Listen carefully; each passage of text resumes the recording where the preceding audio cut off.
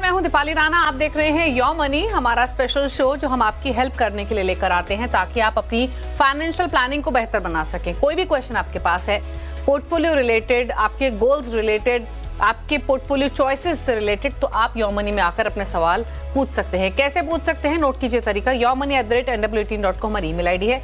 7045220000 हमारा WhatsApp number है। Facebook Twitter पर जाएंगे, #आस्क योरमनी लिखकर आप अपना सवाल हमें लिख भेजिए। तो ये है तरीका इस शो में पार्टिसिपेट करने का। इस शो को आप लाइव भी देख सकते हैं सोशल मीडिया प्लेटफॉर्म्स के थ्रू। आज आपकी सभी क्वेरीज को आंसर करने के लिए मनी फ्रंट के को फाउंडर और CFO मोहित गांग हमारे साथ मौजूद है। मोहित नमस्कार, स्वागत है आपका।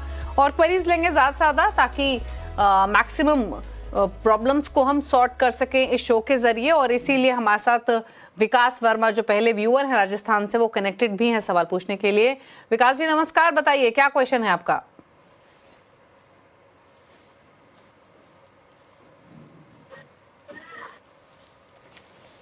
विकास, अगर आप सुन पा रहे हैं तो प्लीज अपना सवाल पूछिए। हाँ जी, मैंने HDFC मल्टी कैप फंड में इन्वेस्ट किया था। उस समय उसकी NAV 20 रुपीज थी और अब लगातार उनकी NAV जो है गिर रही है। इस वक्त 8% NAV 17 रुपए कुछ पैसे हुई है। तो मैं ये जानना चाहता हूँ कि आगे इसका क्या फ्यूचर रहेगा, इसकी NAV और गिरेगी या इसमें इन्वेस्टेड रहें या इससे बाहर निकलें? ओके, पूछ लेते हैं। देखिए, NAV तो आपकी इसीलिए कम हुई है क्योंकि मार्केट्स नीचे आए हैं, पोर्टफोलियोज नीचे हुए हैं फंड हाउसेस के भी। लेकिन क्योंकि ये लॉन्ग टर्म के लिए इन्वेस्टमेंट करने की सलाह दी जाती है, इसीलिए शॉर्ट टर्म में अगर NAV देखेंगे तो डेफिनेटली आपको नीचे ही दिखाई देगी जिस तरीके की मार्केट मोमेंटम है। लेकिन एक इंपॉर्टेंट क्वेश्चन है। पहली चीज तो इनफैक्ट मोहित ये बताइए, विकास के लिए नहीं बाकी व्यूअर्स के लिए भी, कि NAV होती क्या है, कैसे कैलकुलेट की जाती है, ताकि एक नॉलेजेबल अंडरस्टैंडिंग भी हो हमारे व्यूअर्स की इन्वेस्टमेंट के साथ साथ। और प्लस जो इनका क्वेश्चन है वो तो है ही कि HDFC multi cap long term के हिसाब से कैसा फंड है। फिलहाल वैल्यू कम हुई है बट क्या इन्वेस्टेड रहें और ऐड करें, क्या सजेशंस? जी बहुत बहुत धन्यवाद दीपाली जी। तो देखिए, NAV आपकी जो म्यूचुअल फंड स्कीम है उसका भाव है, नेट एसेट वैल्यू। इसको कंप्यूट करने का तरीका थोड़ा सा कॉम्प्लेक्स होता है। यहाँ पर जितने उस स्कीम के एसेट्स हैं और उसकी जो लाइबिलिटीज हैं वो उस एसेट्स में से कम कर कर जो टोटल आउटस्टैंडिंग यूनिट्स होते हैं, मतलब जितने यूनिट्स फंड ने इशू कर रखे हैं, उनसे उसको डिवाइड करेंगे, तब आपको रोज का NAV मिल जाता है, यानी रोज का भाव मिल जाता है। ये NAV जो है वो मार्केट क्लोज के बाद उस शाम को रात के 8 से 9 बजे के बीच में ये रोज NAV पब्लिश होती है। तो ये तो हुआ NAV का टेक्निकल एस्पेक्ट। अब NAV होती क्या है? NAV एक तरह से उस फंड की बुक वैल्यू है कि वो फंड का भाव क्या चल रहा है अभी। अगर मैं इसको स्टॉक प्राइस से कंपेयर करने की कोशिश करूं तो स्टॉक प्राइस भी एक तरह से उस शेयर का बुक वैल्यू ही है, तो उस हद तक ये सिमिलर है। पर सबसे बड़ी जो डिफरेंस है एक स्टॉक के भाव में और म्यूचुअल फंड के भाव में, वो ये है कि स्टॉक का जो शेयर प्राइस होता है वो डिमांड और सप्लाई से चेंज होता है। अगर डिमांड ज्यादा है तो भाव बढ़ने लग जाएगा और अगर डिमांड कम है तो भाव गिरने लग जाएगा। NAV का डिमांड और सप्लाई से कुछ लेना देना नहीं होता है, बिकॉज इसकी सप्लाई अनलिमिटेड है। जितने लोग म्यूचुअल फंड में निवेश करना चाहेंगे उतने यूनिट्स फंड हाउस इशू कर देगा और आपको NAV पर आपकी डिमांड और सप्लाई से कोई असर नहीं पड़ेगा। तो इसलिए निवेशकों को यह जानना बहुत जरूरी है कि कभी भी NAV को स्टॉक के प्राइस के साथ में कंपेयर ना करें। ये बिल्कुल अलग कॉन्सेप्ट्स हैं, ये बिल्कुल अलग अलग तरीके से काम करते हैं। ठीक है, अब NAV गिरा है, बिल्कुल गिरा है क्योंकि मार्केट गिरे हैं। जहां मार्केट में गिरावट आएगी, अगर आपके पास में इक्विटी फंड था तो उसमें भी डिपेंडिंग कि आपके पोर्टफोलियो में किस तरह के स्टॉक थे उसमें भी गिरावट आई है। 20 रुपए का NAV आपका घट के 17.5 रुपए के आसपास हो गया है, यानी करीब करीब आपको 15% के आसपास की गिरावट आई है, जो कि मार्केट की चाल को देखते हुए एक तरह से अगर मैं एनालाइज करूं तो इतनी नहीं है, क्योंकि निफ्टी ब्रॉडर लेवल पे करीब 17% गिरा है। मिड और स्मॉल कैप में 25 से 30% का करेक्शन देखने को मिला है इंडाइस के लेवल पे, राइट। तो इसका मतलब है कि आपका फंड जो है कंपैरेटिवली काफी कम गिरा है। सारे ही फंड्स कुछ ना कुछ हद तक गिरे हैं, कोई 10%, कोई 20% और कुछ कुछ फंड्स 30%। तो ये सोचकर कि आपका फंड की NAV गिर गई है, कम हो गई है, आप उस फंड से निकल नहीं सकते। ये मार्केट की चाल पर निर्भर करेगा। आप किसी भी और फंड में होते, इक्विटी फंड में होते, तो आपको गिरावट देखने को मिलती। इनफैक्ट चाहिए ये कि जब आपकी एनएवी कम हो रही है, जब मार्केट गिर रहा है, अगर आपके पास में लिक्विडिटी है तो अपने एसआईपी की रकम को बढ़ाइए। अगर बढ़ा नहीं सकते तो उसे चलने दीजिए। एटलीस्ट आप कम भाव में ज्यादा यूनिट्स अक्यूमुलेट करेंगे, और जब मार्केट की चाल बदलेगी, जब रफ्तार तेज होगी आज से 3 महीने 6 महीने बाद, तब जो अक्यूमुलेटेड यूनिट्स होंगे वो आपके लिए एक साथ में काम करेंगे और आप अच्छा वेल्थ क्रिएशन कर पाएंगे। तो म्यूचुअल फंड का यही फायदा है कि ये डिमांड और सप्लाई से एनएवी इंपैक्ट नहीं होती है, इसलिए आप बेझिझक होकर इसमें आप निवेश करते रहे। फंड अच्छा है आपका, उसमें कोई खराबी नहीं है, तो यहाँ से निकलने की आपको आवश्यकता नहीं है। और एनएवी का कम ज्यादा होकर देखने से आप फंड में निवेश करने की अपने धारणा को नहीं बना सकते। ये बहुत ही अलग अलग हैं, तो उसको बिल्कुल मिक्स मत करिए। ओके, चलिए, तो ये आपको सलाह दी गई है और जानकारी भी दी गई है एनएवी से रिलेटेड, और मार्केट में वीकनेस थोड़ी परसिस्ट कर सकती है, प्रेडिक्ट करना डेफिनेटली मुश्किल है, और आपके फंड को लेकर भी सलाह दी गई है। बात करते हैं योगराज से, राजस्थान से हमारे साथ कनेक्टेड हैं। योगराज जी नमस्कार, बताइए सवाल। नमस्ते मैम। मैम मैंने नमस्ते। आपको पोर्टफोलियो भेजा है व्हाट्सएप के द्वारा। ओके, आपका पोर्टफोलियो है हमारे पास, बताइए। तो मैम मैं इनमें 18 से 20 साल तक इन्वेस्ट करना चाहता हूँ। 10% स्टेप अप है मेरा। तो मेरे को 18 से 20 साल में कितना कॉर्पस तैयार हो जाएगा मेरा? मेरे को 2.5 करोड़ के लगभग चाहिए। ओके, ठीक है, तो मैं आपका पोर्टफोलियो बता देती हूँ पहले तो मोहित को कि क्या आपका पोर्टफोलियो कैसा है। पहले पोर्टफोलियो ही लेकर आते हैं स्क्रीन पर। पराग Parikh flexi cap 4000 per month, ICICI Pru Bharat 22 fund of fund 2500 per month, 2500 per month है Motilal Oswal large mid cap में, 1500 पर मंथ मेरा एसेट मिड कैप में, 1500 है टाटा स्मॉल कैप में। 12,000 की एसआईपी है, एसआईपी की वैल्यू 2 लाख के आसपास है। 18 से 20 साल में 2.5 करोड़ का लक्ष्य है, सालाना 10% स्टेप अप भी कर रहे हैं। क्या सजेशन? जी, योगराज जी बहुत बहुत बधाई। आपने काफी अच्छा पोर्टफोलियो और काफी अच्छा लक्ष्य भी रखा है अपने लिए।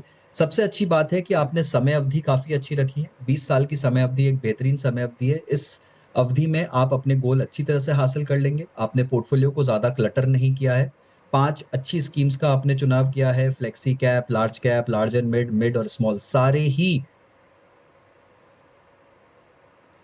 मार्केट कैप के हिसाब से जो कैटेगराइजेशन हो सकते हैं आपने अच्छी तरह से कवर किया है।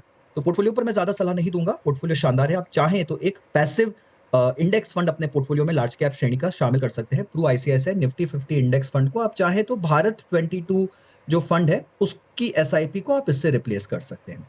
जहां तक आपके लक्ष्य का सवाल है, एक 1.8 लाख जो आपने ऑलरेडी इकट्ठे कर लिए हैं वो करीब 17.5 लाख के आसपास हो जाएगा। और जो आपका दूसरा एसआईपी चल रहा है 12,000 रुपए का, अगर 10% का स्टेप अप करेंगे तो वो करीब 2.25 करोड़ के आसपास की रकम हो जाएगी, और दोनों मिलाकर कुछ 2 करोड़ 40 लाख के आसपास की रकम आप 20 साल में जुटा लेंगे, जो कि आपके लक्ष्य के बिल्कुल करीब है, 2.5 करोड़ के।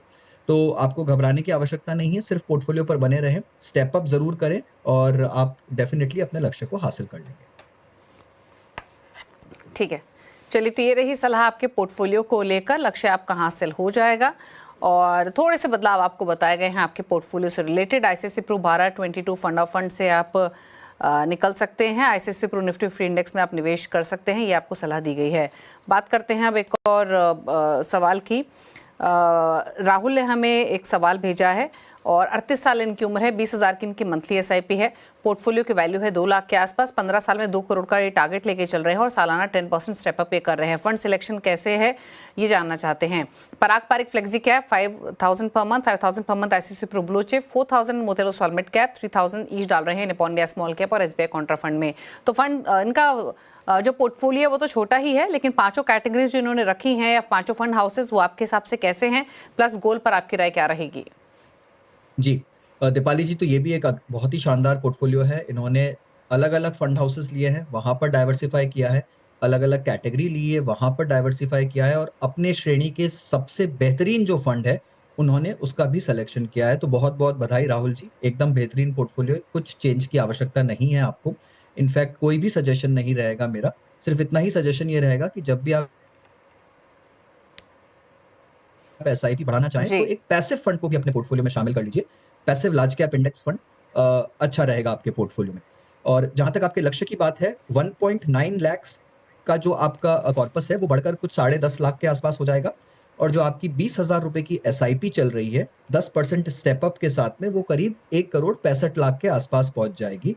तो कुल मिलाकर 1,76,00,000 की रकम आप 15 साल में हासिल कर लेंगे। यहाँ पर मैंने 12% की रिटर्न दर अज्यूम करी है। अगर आपको 2 करोड़ का लक्ष्य हासिल करना है तो आपको अपनी SIP की रकम को बढ़ाकर 23,000 रुपए करना पड़ेगा 10% स्टेप अप के साथ में, तो आप अपने 2 करोड़ के लक्ष्य को भी हासिल कर लेंगे।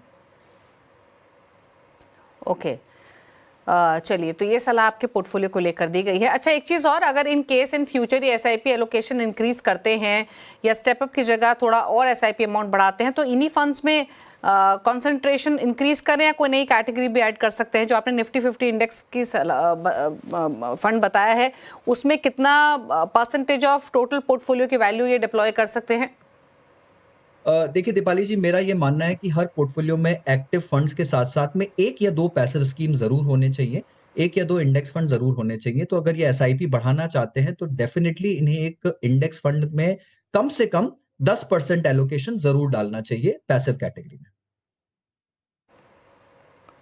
ठीक है, चलिए, तो ये सलाह आपके पोर्टफोलियो को लेकर दी गई है। संजीव शर्मा का एक सवाल है दिल्ली से, 50 साल इनकी उम्र है, 16,000 की मंथली SIP है, 10 साल में 50 लाख का लक्ष्य है। फंड्स कौन से हैं? पराग पारी फ्लेक्सी कैप 7,000 पर मंथ, 3,000 पर मंथ है कोटक मल्टी कैप, 3,000 पर मंथ है मोतीलाल ओसवाल मिड कैप और 3,000 पर मंथ है टाटा स्मॉल कैप। बताइए इनके फंड चॉइसेस, इनके पोर्टफोलियो गोल पर आपकी राय। अब इनसे बातचीत हो पाती तो एग्जैक्टली पता लग पाता कि कितना समय हुआ है इनके इस पोर्टफोलियो एलोकेशन को, बट कंसीडरिंग अगर अभी शुरू किया है तो उस हिसाब से के 10 ईयर्स में 50 लाख लाइकली हैं?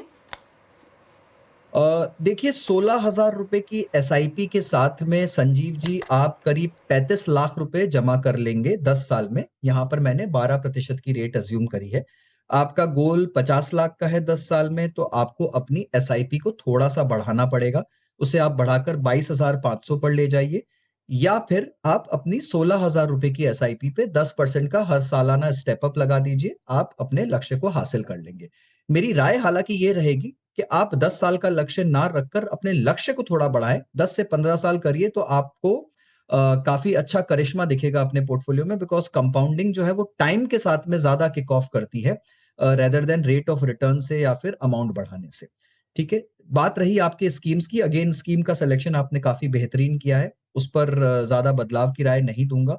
काफी अच्छे फंड्स हैं, सब अपनी कैटेगरी के बेहतरीन फंड्स हैं। पराग पारिक एक उम्दा फंड है, बहुत ही शानदार प्रदर्शन भी रहा है इस गिरते हुए मार्केट में भी उनका, तो काफी अच्छा फंड है। टाटा स्मॉल कैप भी बहुत बेहतरीन फंड है। तो अपने स्कीम्स को कंटिन्यू करिए। अगेन जब आप अपनी SIP बढ़ाने की कोशिश करें तो मेरी राय आपको भी यही रहेगी कि एक पैसिव फंड अपने पोर्टफोलियो में जरूर शामिल करिए, निफ्टी 50 इंडेक्स फंड। ओके, तो एक इंडेक्स फंड और ऐड करने की सलाह आपको दी गई है। बाकी रही है बात आपके पोर्टफोलियो की, तो 35-36 लाख के आसपास का एक्यूमुलेशन आप कर पाएंगे। अगर इस अमाउंट के साथ ही जाएंगे, 50 लाख निवेश करने के लिए 22,500 की आपको SIP करनी पड़ेगी, या फिर स्टेप अप आप करते रहे 10%, एक इंडेक्स फंड आपको ऐड करने की सलाह दी गई है। फंड चॉइसेस आपकी बेहतर हैं, आप इन्वेस्टेड रह सकते हैं इन्हीं कैटेगरीज में और इसी पोर्टफोलियो के साथ आप बने रहें। तो ये रही सलाह आपके इस पोर्टफोलियो को लेकर। अच्छा, एक चीज़ और आपसे पूछना चाहेंगे इन जनरल मोहित, इस समय क्योंकि इस तरीके की क्वेरीज हमें काफ़ी सारी मिली हैं और हमारा जो फायदेमंद फंड शो जाता है, हम आए दिन फंड मैनेजर से बातचीत करते हैं, एक चीज़ जो कॉमन समझ में आई वो ये कि शायद ये समय है जहां पर आप लार्ज कैप्स की तरफ थोड़ा सा एक्सपोजर ज़्यादा रखें, मिड कैप्स की तरफ थोड़ा सा कम, और इस अपने मार्केट को वॉच करते रहे, अपने पोर्टफोलियो को वॉच करते रहे।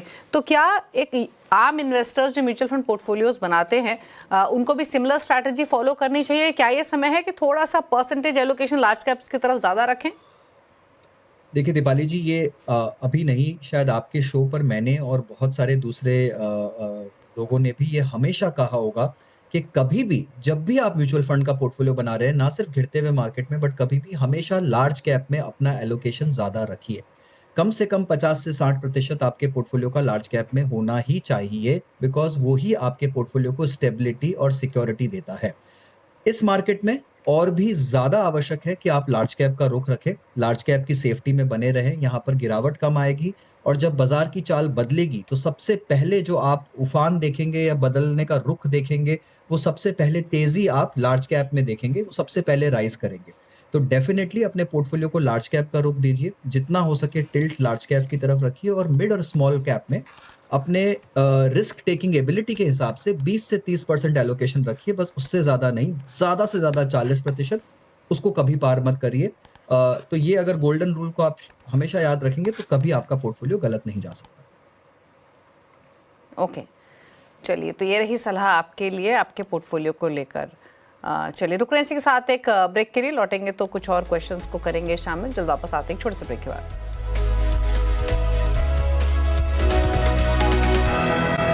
आप देख रहे हैं योर मनी और हमारे साथ मोहित गांग मौजूद हैं जो आपकी क्वेरीज को आंसर कर रहे हैं, और कुछ और व्यूअर्स से बातचीत करते हैं। शुभेंदु पॉल कोलकाता से हैं, इन्होंने हमें सवाल भेजा है, सवाल लेते हैं इनका। इनकी उम्र 35 साल है और जो मंथली एसआईपी है वो 15,000 रुपये महीने की है। पोर्टफोलियो की वैल्यू 88 लाख हो चुकी है ऑलरेडी। 15 साल में 5 करोड़ का टारगेट है। पहले तो इनका पोर्टफोलियो बता देते हैं। Axis consumption fund 1000 per month, Axis focused fund, Axis blue chip, Franklin India LSS, Franklin India पे Prima, HDFC retirement savings, HDFC balance advantage, HDFC Nifty 50 index, ICICI Pru value discovery, ICICI Pru energy, Kotak emerging equity, Tata retirement, Kotak flexi cap, SBI innovative, SBI small cap, so many fund. मतलब 15,000 के लिए 15 funds इन्होंने रखे हुए हैं, 1000 each डाल रहे हैं। 88 लाख ऑलरेडी पोर्टफोलियो की वैल्यू हो चुकी है। दूसरा सवाल है, सिस्टमैटिक विड्रॉल प्लान के थ्रू 5 साल बाद इनको निकासी करनी है। मंथली 50,000 की इनको इनकम चाहिए। मौजूदा निवेश से क्या पॉसिबल है या नहीं? पहले तो इनका पोर्टफोलियो देखिए, फंड हाउसेज हो या कैटेगरीज हो या अमाउंट हो, मेरे ख्याल से थोड़ा सा इनको पोर्टफोलियो बेहतर करने की जरूरत है। बताइए क्या सजेशंस? जी, देखिए शुभेंदु जी, मुझे लगता है कि आपने अपने पोर्टफोलियो को बहुत ज़्यादा कॉम्प्लेक्स कर रखा है, और उतना ही कॉम्प्लेक्स आपका क्वेश्चन भी लग रहा है मुझे। बहुत सारे फंड्स, बहुत सारे थीमेटिक ऑप्शंस, इसकी कोई आवश्यकता नहीं है। हज़ार रुपए करके आपने काफ़ी ज़्यादा अपने पोर्टफोलियो का फैलाव कर दिया है, तो उसको आप प्लीज़ कंसोलिडेट करके 5 से 8 स्कीम के बीच में सीमित करिए। आपको इतने ज़्यादा थीमेटिक फंड्स जैसे कि एनर्जी अपॉर्चुनिटी, इनोवेटिव अपॉर्चुनिटीज़, इस सब की आवश्यकता नहीं है। 2-2 रिटायरमेंट सेविंग्स फंड से ना आपको कोई एडिशनल एडवांटेज मिल रहा है, ना कोई आपको टैक्स बेनिफिट है म्यूचुअल फंड के रिटायरमेंट सेविंग्स फंड्स में डालकर, तो उसकी भी कोई आवश्यकता नहीं है। तो इसे प्लीज़ थोड़ा-सा आपको किसी अच्छे सलाहकार के साथ बैठने की आवश्यकता है शुभेंदु जी। और वहाँ पर आपको चाहिए कि आप अपने एक अच्छा एसेट एलोकेशन बनाइए। आपको 5 फंड रखिए, एक अच्छा लार्ज कैप फंड एक्टिव और एक अच्छा लार्ज कैप फंड पैसिव। उसके साथ में एक मल्टी या फ्लेक्सी, ये हो गए आपके 3 फंड। उसके साथ में एक मिड और एक स्मॉल, बस। इसके अलावा आप चाहें तो अपने पोर्टफोलियो में एक वैल्यू फंड जो आपने ले रखा है उसे आप और शामिल कर सकते हैं, बट इसके अलावा आपको आगे जाने की आवश्यकता नहीं है। अपने 15,000 के एलोकेशन को आप इन्हीं 6 से 7 स्कीम्स के अंदर कंसोलिडेट करने की कोशिश करिए। आपको काफ़ी अच्छे रिजल्ट्स मिलेंगे और आपका डाइवर्सिफिकेशन भी पूरा हो जाएगा। आप ये मत सोचिए कि ज़्यादा फंड लेने से आपको ज़्यादा कवरेज मिल रहा है, वो नहीं मिल रहा है। आपका कवरेज सिर्फ रिपीट हो रहा है सेम स्टॉक्स में उन फंड्स के ज़रिए। ठीक है, तो बात पहली तो ये।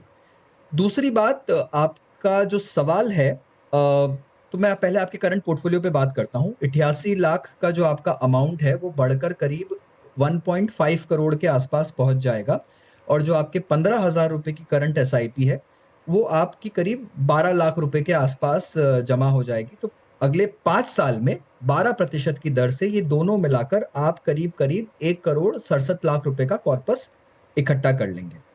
अब जो आपका सवाल था वो मुझे पूरी तरह से समझा नहीं कि आप 5 साल के बाद में एसआईपी बंद करना चाहेंगे और एसडब्ल्यूपी शुरू करना चाहेंगे, या फिर आप ये बोल रहे हैं कि आपका एसआईपी जारी रहेगा और आप उसके साथ साथ एसडब्ल्यूपी भी करेंगे। तो दोनों ही सिनेरियो को थोड़ा सा वर्किंग करने का कोशिश किया है। अगर मान लीजिए आप 5 साल बाद अपने एसआईपी बंद कर देते हैं, जो कि आइडियल सिनेरियो, आप अगर एसडब्ल्यूपी शुरू कर रहे हैं तो शायद आप एसआईपी नहीं करेंगे, और आपको 50,000 रुपए का विड्रॉल करना है 5 साल के बाद हर महीने, तो उसके लिए कम से कम आपको 2 करोड़ का कॉर्पस लगेगा 5th ईयर के एंड पे, क्योंकि आप चाहते हैं कि 15 साल के बाद में आपके पास में 5 करोड़ का कॉर्पस बना हुआ भी रहे। तो अगर ये दोनों कंडीशंस हमको मीट करनी है कि 2 करोड़ का कॉर्पस देखना है 5 साल के बाद में, ताकि आप 50,000 का एसडब्ल्यूपी कर सकें और वो कॉर्पस खत्म भी ना हो और 15 साल के बाद में आपके पास 5 करोड़ की धनराशि बची रहे, तब आपको जो आपकी एसआईपी की रकम है उसे बढ़ाकर 56,000 पर ले जाना होगा, या फिर 46,000 10% के स्टेप अप के साथ में। तो जैसा मैंने कहा, आपका सवाल भी पेचीदा है तो उसका जवाब भी उतना ही पेचीदा बन गया है, क्योंकि आपका पोर्टफोलियो भी बहुत कॉम्प्लेक्स है। आपको हर लेवल पे इसे सिंप्लीफाई करने की ज़रूरत है।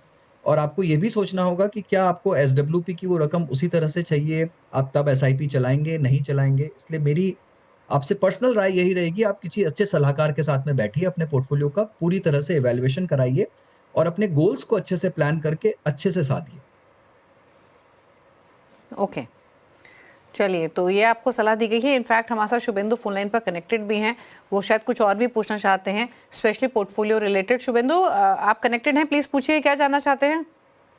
हाँ मैम, मैं जो एक्चुअली मेल पे भी मैं भेजा था, तो एक्चुअली मेरा जो इशू है, मेरा पोर्टफोलियो बहुत बड़ा हो गया है, तो उसके लिए कैसे मैं ये पोर्टफोलियो को थोड़ा छोटा करूँ। ठीक है, ये मैं कौन कौन जो फंड है मैं रखूँ, कौन कौन को मैं रिमूव करूँ, बिल्कुल दिक्कत हो रहा है। वही तो बताया अभी मोहित ने कि आपको छोटा करना है पोर्टफोलियो।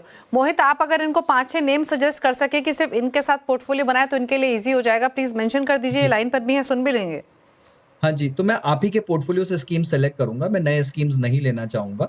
देखिए, आपके पास में लार्ज कैप श्रेणी का मैं एक्सिस ब्लू चिप फंड देख रहा हूं, तो आप उसे अपने पोर्टफोलियो में रखिए, वो आपका लार्ज कैप कवरेज पूरा कर देगा। मिड कैप श्रेणी में और लार्ज कैप में आपके पास में एचडीएफसी निफ्टी 50 इंडेक्स भी है, तो वो बहुत अच्छे फंड है, तो ये दोनों फंड आप रखिए। उसके बाद मिड कैप में आपके पास में फ्रैंकलिन प्राइमा फंड है, आप उसे रखिए, ये आपका तीसरा फंड हो गया। स्मॉल कैप में आपके पास में एसबीआई स्मॉल कैप है, तो ये आपका चौथा फंड हो गया, आप उसे भी रखिए। अब आप चाहे तो एक फ्लेक्सी कैप फंड अपने पोर्टफोलियो में या मल्टी कैप फंड रख सकते हैं, तो उसमें अगर मैं देखूं आपके पोर्टफोलियो में मुझे कोटक फ्लेक्सी कैप दिखाई दे रहा है, या फिर ICICI value discovery. I would rather go with ICICI value discovery because वो वैल्यू कैटेगरी का फंड है और अप्रोच उसकी फ्लेक्सी है। तो ये मेरे 5 सजेशंस रहेंगे। Axis blue chip, Franklin prima, HDFC Nifty 50 index, Kotak flexi and SBI small cap. आप इन पांचों में अपने सिप को कंसोलिडेट कर सकते हैं। ओके, चलिए, तो शुभेंदु ये रही आपके पोर्टफोलियो को लेकर सलाह। पोर्टफोलियो आपका छोटा होना चाहिए, कौन कौन से फंड्स में आपको इन्वेस्टमेंट कंटिन्यू करनी है, वो फंड्स के नेम्स भी आपको बता दिए गए हैं, आपके गोल पर भी राय दी गई है। आपको अगर 50,000 का मंथली इनकम चाहिए 5 साल के बाद, तो उसके लिए आपके पास कम से कम 2 करोड़ का कॉर्पस होना चाहिए, और 2 करोड़ के कॉर्पस के लिए आपको 56,000 की एसआईपी करनी पड़ेगी, या फिर 46,000 की एसआईपी करें, 10% स्टेप अप करते रहे, उस हिसाब से भी आप अपना ये टारगेट पूरा कर सकते हैं। बात करते हैं अब मेघना से। मेघना का सवाल इंदौर से आया है।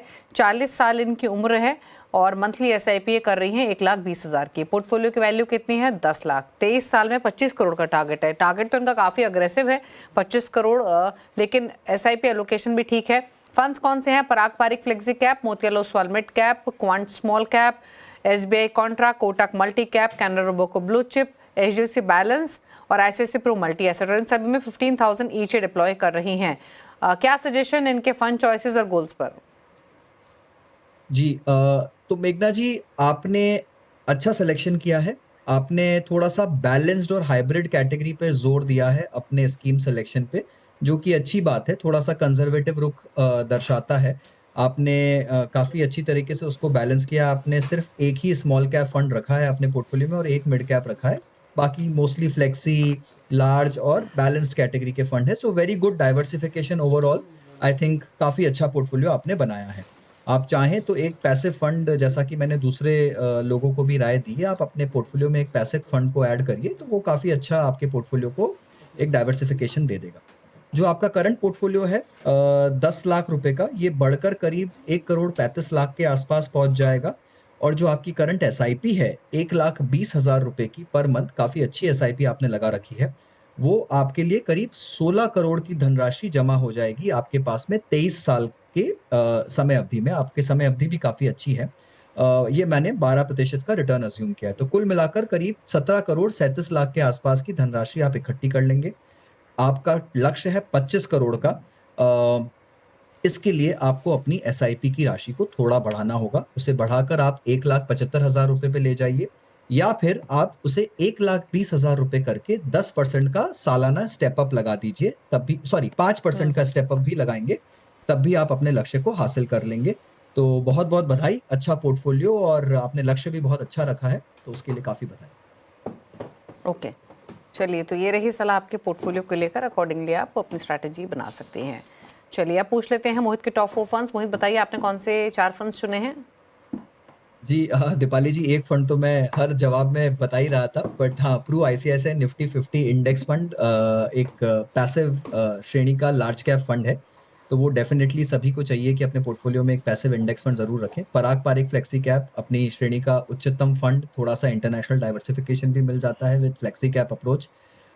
अगेन एक factor based passive mid cap में मेरी चॉइस रहेगी DSP Nifty mid cap 150 quality 50 index fund, और स्मॉल कैप में active allocation Bandhan small cap fund में। तो ये मेरे 4 टॉप पिक्स हैं। धन्यवाद।